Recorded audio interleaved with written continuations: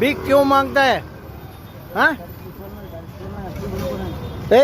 भीख क्यों मांगता है? हाँ खाने के लिए पैसा हाँ ಭಿಕ್ಷೆ ಬೇಡ್ತೀರಾ?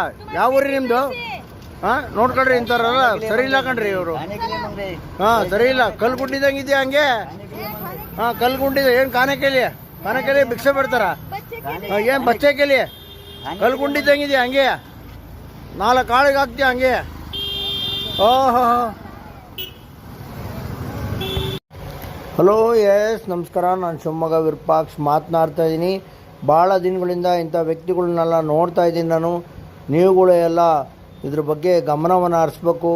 ಎಲ್ಲ ಕಡೆನೂ ಬೇರೆ ಹೊರ ರಾಜ್ಯದವರು ಮುಗ್ಧರು ಅಂತೇಳಿ ನಮಗೆ ಊಟಕ್ಕಿಲ್ಲ ಇದಕ್ಕೆಲ್ಲ ನಾಟಕ ಮಾಡ್ತಾರೆ. ನಮ್ಮ ಮಕ್ಕಳನ್ನ ಜವಾಬ್ದಾರಿಯಿಂದ ನೋಡ್ಕೊಬೇಕು. ಏನಾರು ಅವರು ಕರ್ಕೊಂಡೋಗೋಂಥ ಸಾಧ್ಯತೆ ಇರುತ್ತೆ. ಪೊಲೀಸ್ ಇಲಾಖೆ ಇದ್ರ ಬಗ್ಗೆ ಜಾಗೃತಿಯನ್ನು ಮೂಡಿಸ್ಬೇಕು.